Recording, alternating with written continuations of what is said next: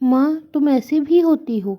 विमल बहुत परेशान था। उसे समझ में नहीं आ रहा था कि वो इस परिस्थिति से कैसे निपटे। वो अपनी माँ को बहुत चाहता था, किंतु उसकी पत्नी और बच्चे उसकी माँ से दूर भागते थे, क्योंकि उसकी माँ की एक आंख नहीं थी।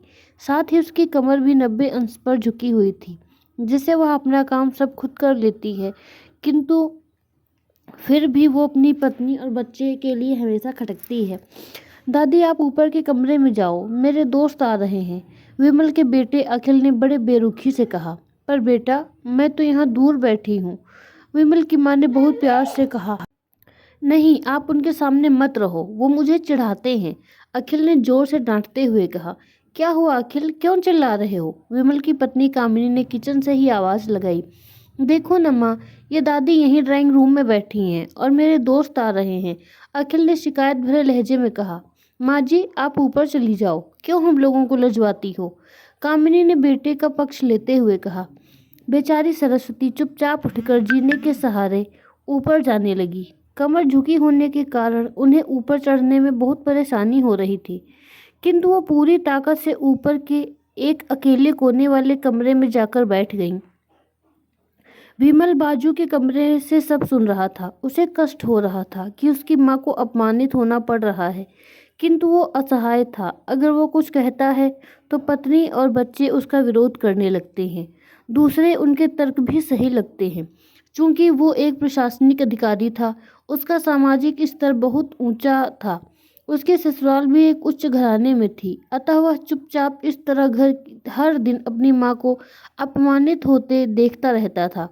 रात को विमल की पत्नी ने कहा, देखो जी, अब कुछ करो।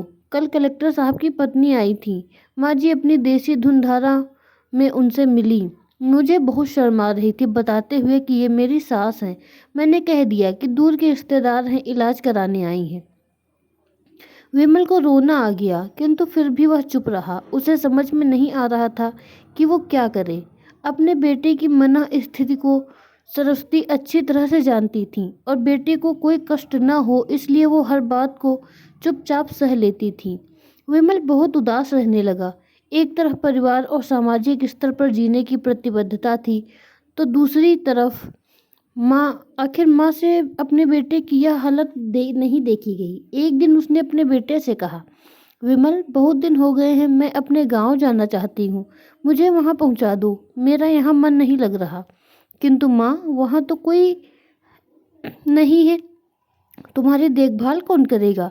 विमल ने आश्चर्य से पूछा। अरे, सब गांव वाले तो हैं और वो तुम्हारे मामा जी तो उसी गांव में रहते हैं, और फिर हम सारी व्यवस्थाएं कर आएंगे ना। कामिनी को तो जैसे मन की मुराद मिल गई हो।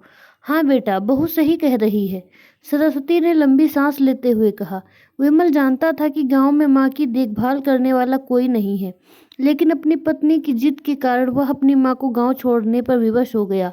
माँ को गांव छोड़कर आते वक्त उसे रोना आ रहा था तथा अपनी बेबसी पर गुस्सा भी आ रहा था, किंतु परिवार, पत्नी और समाज ने उसके इन मनोभावों को दबा दिया और वो सुकून सा महसूस करने लगा।